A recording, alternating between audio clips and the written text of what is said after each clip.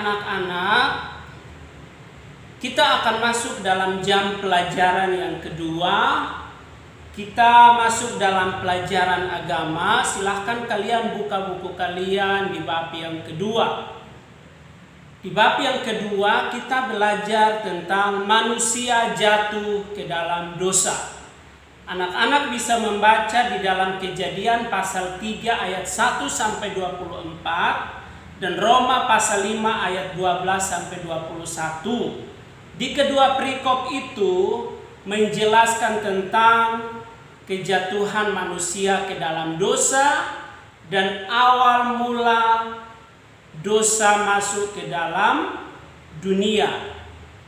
Nah, anak-anak, tentang kejatuhan manusia ke dalam dosa, setidaknya ada 4 poin atau 4 hal penting yang akan kita pelajari bersama-sama di jam yang kedua ini.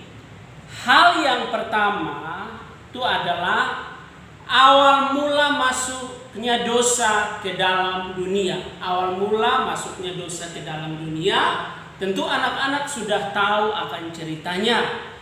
Di mana kita tahu manusia pertama itulah Adam dan Hawa diciptakan oleh Allah dengan begitu sempurna.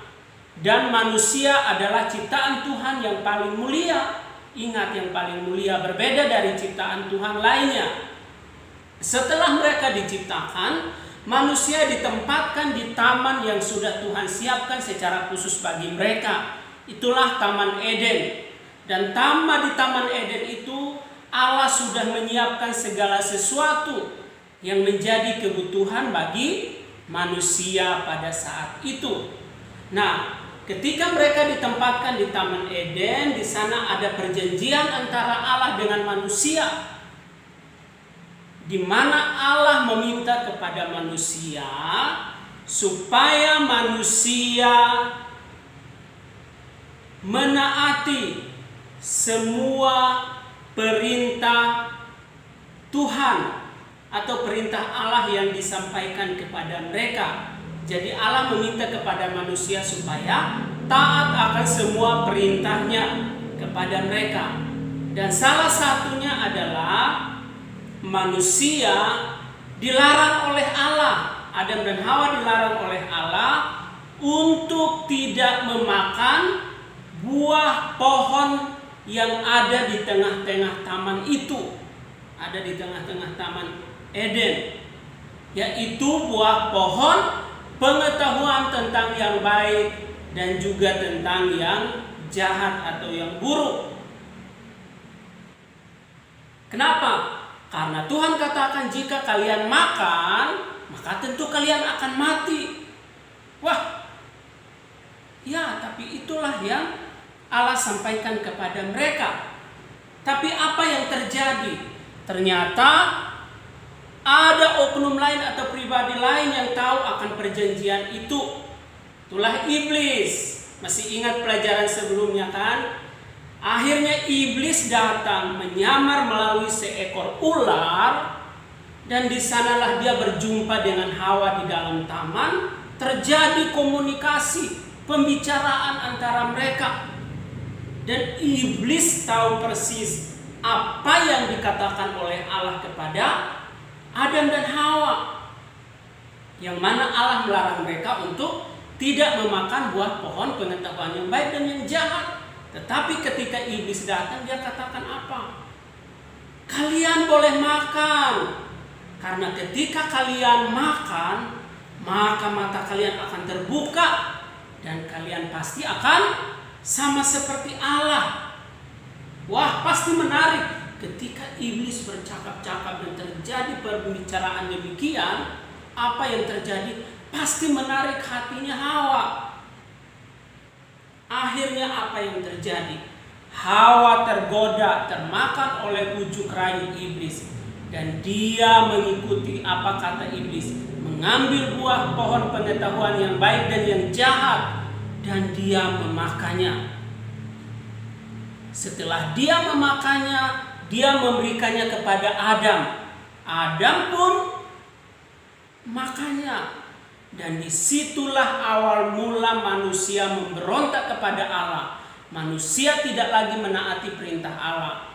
Akhirnya dosa masuklah ke dalam dunia dan menjadi penguasa dalam dunia ini. Itu awal mula masuknya dosa ke dalam dunia. Dan setelah peristiwa itu apa yang terjadi? Manusia terus hidup di dalam dosa. Manusia tidak bisa berbuat apa-apa. Manusia hanya bisa menuruti keinginannya untuk berbuat dosa. Hidup manusia dikendalikan, dikuasai oleh dosa. Hidup manusia terikat oleh dosa. Manusia jadi budaknya dosa. Dan selalu ada keinginan dalam hati atau diri manusia untuk tidak lagi mengikuti kata Tuhan. Tapi yang ada adalah melawan Allah. Tidak mau lagi menaati perintah Tuhan. Berontak, melawan semua perintah Allah. Dan yang berikutnya adalah, akibatnya adalah manusia tidak dapat menyelamatkan dirinya. Setelah jatuh ke dalam dosa, manusia berusaha menyelamatkan dirinya, tapi tidak bisa. Kenapa? Karena hidupnya ada di bawah penguasaan, ada di bawah ikatan, ada di bawah bayang-bayang dosa. Manusia tidak mampu melepaskan dirinya sendiri dari dosa. Usaha apapun yang dilakukan oleh manusia untuk lepas dari dosa, semuanya menjadi sia-sia, tidak ada gunanya, tidak ada artinya. Karena manusia hanya bisa lepas dari dosa kalau ada orang lain atau pribadi lain yang dapat menolongnya. Tapi itu penjelasan di minggu yang akan datang atau minggu-minggu berikutnya. Nah, tapi akibat yang kedua adalah, ingat, upah dosa adalah maut. Dalam Roma 3 ayat 25 dan juga Roma 6 ayat 23. Di sana dikatakan Roma 6 ayat 23, sebab upah dosa ialah maut, tetapi karunia Allah ialah hidup yang kekal dalam Kristus Yesus Tuhan kita. Ingat, upah dosa itu adalah maut. Maksudnya apa? Ingat, ketika manusia jatuh ke dalam dosa, dia kehilangan beberapa hal. Yang pertama, dia kehilangan kemuliaan Allah. Roma 3 ayat 23. Lalu manusia kehilangan semua berkat Allah. Masih ingat? Semua Tuhan sudah siapkan di Taman Eden, tapi manusia tidak taat, maka manusia kehilangan semuanya. Bisa kalian lihat Kejadian pasal 3 ayat 23 dan 24.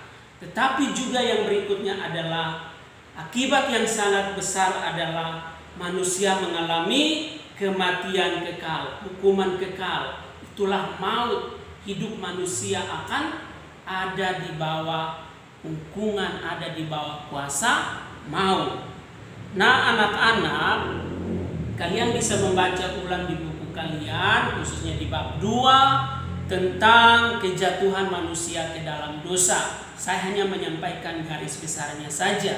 Nah, tugas untuk kalian adalah, kalian silahkan mengerjakan kegiatan pembelajaran kegiatan pembelajaran di halaman 10, 11, 12, dan 13. Di sana kalian boleh mengerjakan soal-soal yang ada, tapi juga ada ayat hafalan buat kalian. Roma 6 ayat 23 silahkan dihafal dalam bentuk video, dan videonya dikirimkan kepada saya, sementara tugasnya dikirim dalam bentuk sudah difoto. Oke, selamat mengerjakan tugasnya. Terima kasih untuk hari ini. Dan sebelum kita mengakhiri pertemuan kita hari ini, kita mau berdoa, dan silahkan berdoa di rumah masing-masing. Oke, sampai bertemu besok. Tuhan Yesus memberkati.